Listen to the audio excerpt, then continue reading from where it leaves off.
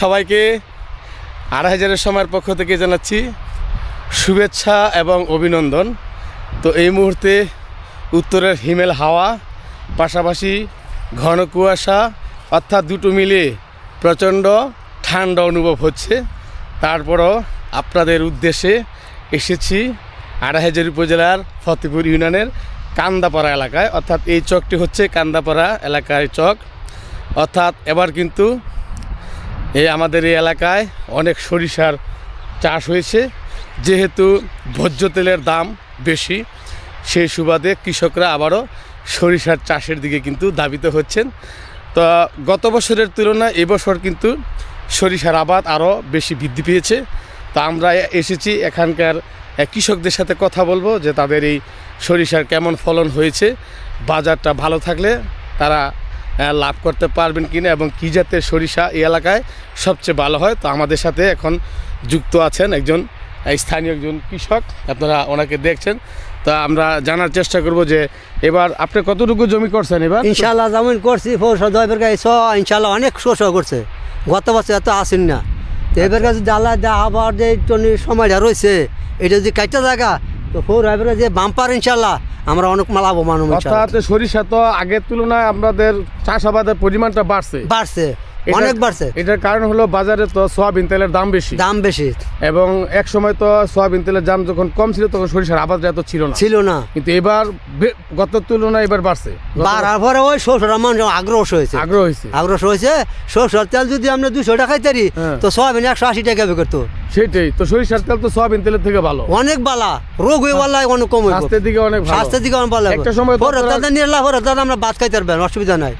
তো একটা সময় তো আপনারা সরিষা তো ঘরের তেলই খাইছেন, ঘরের তেল খাইছি, আমরা ভাতও খাইছি, নতুন গাই বাঙাইলে এইটা দা ভাত খাইছি আমরা। তখন স্বাস্থ্য ভালো ছিল, এত কিডনি হয়েছে না, এটা হয়েছে না, ডায়াবেটিস হয়েছে না, ক্যান্সার হয়েছে না, কুসুতান হয়েছে না। তো এই আগামীতে তো আরো সরিষা আরো ইনশাল্লাহ বাড়বো, ইনশাল্লাহ আগালাই বাঁচায়। এবার তো আবহাওয়া ভালো থাকাতে খুব ভালোটা পাবো ইনশাল্লাহ। করছেন আপনি জমি? আমার জমি 2-3 গানি আছে ইনশাল্লাহ। 2-3 গানি আছে। কি জাতের সরিষা এগুলো? এগুলি হলো ওই যে হাইব্রিড কয়, হাইব্রিড আছে আবার দেশীয় আছে। আচ্ছা, এই সরিষাটা উঠতে কতদিন সময় লাগবে? এটা মনে করেন আর 15-20 দিন গেল কাজে গেল। 15 দিন পর দানা হিসাব দানায় ধান লাগালে আবার শুরু হয়ে যাবে। অর্থাৎ এই জমিটাতে আরেকটা ফসল হয়, 3টা শস্য করে। চাচা আপনার নাম কি? আমার নাম মমতাজউদ্দিন। এই এলাকায় তো আপনার বাড়ি? ওয়ার্ড হলো ফতেপুর ওয়ার্ডে।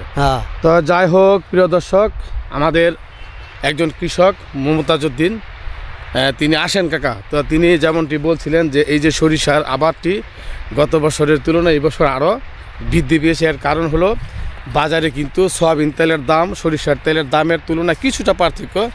তো সেই সুবাদে সরিষার তেল কিন্তু স্বাস্থ্যসম্মত সয়াবিন তেল থেকে বেশি, এবং আমাদের কৃষকরা কিন্তু একসময় এই সরিষার তেলই কিন্তু তারা তাদের দৈনন্দিন রান্নাবান্নার কাজে ব্যবহার করতেন। কারণ হলো প্রতিটা কৃষকই কিন্তু একসময় সরিষার চাষ করতেন। তো আবারও আমাদের এই কৃষকরা সরিষার চাষে কিন্তু ফিরে এসেছেন। এই দেখেন এদিক দিয়েও কিন্তু প্রতি এলাকায় কিন্তু বিস্তীর্ণ সরিষার ক্ষেত। অর্থাৎ এই সরিষার ক্ষেতের এই হলুদের যেই রং, পুরো সবুজের বিরুদ্ধে হলুদের রং কিন্তু একদম ছেয়ে গেছে, অর্থাৎ হলুদের চাদর। প্রাকৃতিক এই সৌন্দর্য কিন্তু দেখার জন্য অনেকে আসেন। আমরা আরেকটি ক্ষেতের পাশে যাচ্ছি আপনাদেরকে দেখানোর জন্য। তো এই মুহূর্তে আমরা আছি ২৮০০ উপজেলার ফতেপুর ইউনিয়নের বগাদি কান্দাপাড়া এলাকাটি। এই এলাকায় বিস্তীর্ণ চক জুড়েই সরিষার আবাদ হয়েছে। তো এই সমস্ত জমি কিন্তু সরিষা আবাদ করা হয়েছে। তো আমি যেমনটি বলছিলাম, এই মুহূর্তে হিম শীতল একটি পরিবেশ, অর্থাৎ উত্তরের হিমেল হাওয়া, ঘন কুয়াশা, সব কিছু মিলে এই মুহূর্তে খুব উপভোগযোগ্য একটি পরিবেশের মধ্যে আছি। তো এই যে আরেকটি ক্ষেত দেখেন কত সুন্দর হলুদে হয়ে আছে, ক্ষেতটি অনেক সুন্দর লাগছে, আপনারা নিশ্চয়ই দেখছেন। ওই যে পাশের একটি জমি, সেটি কিন্তু আমরা ওই জমিটাও যাব, সেটা দানা অলরেডি এসে গেছে। তো এগুলো হয়তো আর 15 দিনের মধ্যেই এই সরিষার দানাগুলো চলে আসবে। অনেক সুন্দর লাগছে প্রিয় দর্শক, দেখেন অনেক সুন্দর একটি পরিবেশ, অনেক সুন্দর লাগছে। তো আরেকটি বিষয় হলো সরিষার এই ক্ষেতের কাছাকাছি আসলে আরেকটি বিষয় হয়, সেটা হলো মৌমাছির গুনগুন শব্দ। অর্থাৎ মৌমাছিরা কিন্তু ফুল থেকে মধু আহরণ করছেন এবং তারা এই সময়টাতে মধু আহরণ করে থাকেন, আপনারা নিশ্চয়ই জানেন। তো এই দেখেন বিস্তীর্ণ এলাকা জুড়ে সরিষার চাষ। ওই যে দূরে একটি ক্ষেত দেখা যাচ্ছে, দানা চলে আসছে, আমরা ওই ক্ষেতটাতে একটু যাবো, দেখি কী ধরনের সরিষা ওটি। তো সবাই নিশ্চয়ই ভালো আছেন, সুস্থ আছেন এই শীতের আবহাওয়ায়। রাতের বেলা গরম পানি খাওয়ার চেষ্টা করবেন যারা বৃদ্ধ আছেন এবং পরিবারে যারা শিশু আছে তাদেরকে গরম কাপড় পরিধান করাবেন, যেহেতু প্রচণ্ড ঠান্ডা এবং ঠান্ডাজনিত রোগে অনেকেই কিন্তু আক্রান্ত হচ্ছে এই মুহূর্তে। ঠান্ডাজনিত রোগ থেকে বাঁচতে হলে অবশ্যই আপনারা গরম কাপড় এবং রাতের বেলা হালকা কুসুম গরম পানি খাওয়ার পরামর্শ দিয়ে থাকেন ডাক্তাররা। তো এই যে আমরা এসেছি জমিটাতে, এই জমিটা হলো অলরেডি দানা চলে আসছে। এটা কি আগে লাগাইছিল জমিটা? না, এটা আগে লাগাইছে, ইনশাআল্লাহ হয়ে গেছে, এক সপ্তাহ লাগবে ওইটা। তাই এটা মানে এই জমিটা এই 1 মাস আগে হয়তো লাগাইছে না? এটা রাইয়া পড়ছে, আমরা এই সরকটা আই পড়ছে, এটা এসে গেছে। এটা রাইয়া পড়ছে। এটা কি জাতের সরিষা? এটা হলো হাইব্রিড যে কয়, হাইব্রিড। হ্যাঁ, বড় জাতের সরিষা। বড় জাতের কেমন দানা দেয় না, যে হ্যাঁ বড় বড় দানা, এই যে বড় দানা, অর্থাৎ এটা মানে দ্রুত বর্ধনশীল জাতের একটা সরিষা। দানা বড় হইব, দানা বড়, তেলও বেশি হয়। তেলও বেশি হয় ইনশাআল্লাহ, সবাই বেশি। এই দেখেন এদিকটা পুরোটা এলাকায় কিন্তু সরিষার দানা কিন্তু চলে আসছে, অর্থাৎ দ্রুত বর্ধনশীল জাতের এই সরিষা। তা আমাদের কৃষকরা এভাবেই আগামী দিনগুলোতে তাদের সরিষার আবাদ আরও বাড়াবেন এবং আমাদের এই কৃষকদের উৎপাদিত তেলেই যাতে আমাদের স্থানীয় যে চাহিদা আছে সেটি মিটে যায় এবং সয়াবিন তেলের উপর থেকে, অর্থাৎ আমদানি নির্ভর যে সয়াবিন, সেই সয়াবিনের উপর থেকে আমাদের যাতে চাহিদা কমে আসে, আমাদের কৃষকরা যাতে ন্যায্য মূল্য পান এবং আরও যে সমস্ত জমিগুলো এখনও অনাবাদি আছে সেগুলোও তো যাতে এই সরিষার আবাদ আগামীতে হয়। আমরা আমাদের যারা কৃষি সম্প্রসারণ অধিদপ্তরের কর্মকর্তারা আছেন তাদের কাছে আমাদের অনুরোধ থাকবে যে আমাদের যারা কৃষকরা আছেন একটি জমিও যাতে এই মৌসুমে খালি না থাকে, প্রতিটি কণা প্রতিটি ইঞ্চি জমি যাতে আবাদের আওতায় আনা হয়। কারণ আড়াইহাজার উপজেলায় কিন্তু প্রচুর মানে এই জমির যে উর্বরতা এটা কিন্তু অনেক বেশি এবং যে কোনো ফসল কিন্তু খুব ভালো হয় ইনশাআল্লাহ। আগামী জমিনগুলি যে আমরা করবো ইনশাআল্লাহ। আচ্ছা, সরকার একটু সহযোগিতা করে, সরকারের কাছ থেকে আমরা ওইভাবে কোনো কিছু পান না? না পাই না।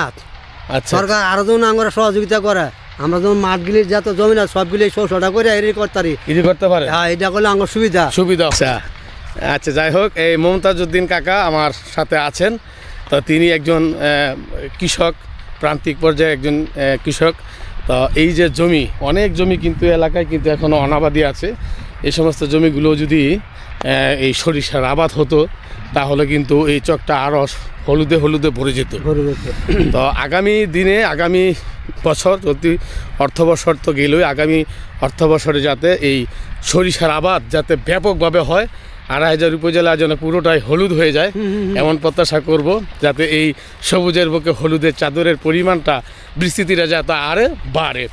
তো যাই হোক প্রিয় দর্শক, আমি আসলে শেষ করতে চেয়েছিলাম, তো আমাদের মমতাজউদ্দিন কাকা আবারও একটু কথা বললেন, আপনাদের কাছে তার আক্ষেপটা প্রকাশ করলেন, অর্থাৎ কৃষি সম্প্রসারণ অধিদপ্তর থেকে যাতে তারা প্রণোদনা পায়, আমাদের কৃষকরা যাতে আরও বেশি উৎসাহিত হয়, এমনটাই কিন্তু প্রত্যাশা আমরা করি, যাতে তারা একটু বীজ, একটু সার, অর্থাৎ সরকারের পক্ষ থেকে যে ধরনের প্রণোদনা যখন যেভাবে দেওয়া হয় ওই বিষয়গুলো যাতে প্রান্তিক পর্যায়ে যারা কৃষক আছেন, তারা গরিব কৃষক যারা আছেন, যারা ইচ্ছা থাকা সত্ত্বেও তারা একটু জমি আসলে ফেলে রাখে, তারা চাষবাস করতে পারে না অর্থের জন্য, সারের জন্য, বীজের জন্য, এই সমস্ত প্রান্তিক পর্যায়ের কৃষক যাতে বৈষম্যতার শিকার না হয়, তারা যাতে এই তাদের জমিটুকু ফেলে না রাখে।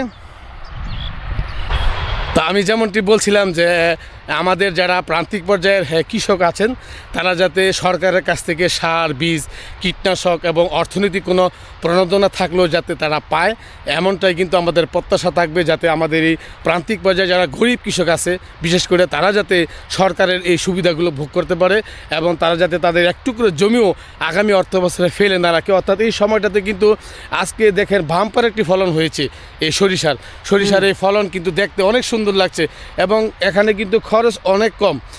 1 মাসের মধ্যে এই ফলনটা কিন্তু ঘরে উঠবে কৃষকের, তখন কিন্তু সে বিক্রিও করতে পারবে এবং সে কিন্তু এটি তার পরিবারকে নিয়ে খেতেও পারবে। তো সুতরাং আগামীতে আমাদের যে সমস্ত কৃষি জমিগুলো আছে, আড়াইহাজারী উপজেলায় প্রায় 15,000 হেক্টর জমি রয়েছে।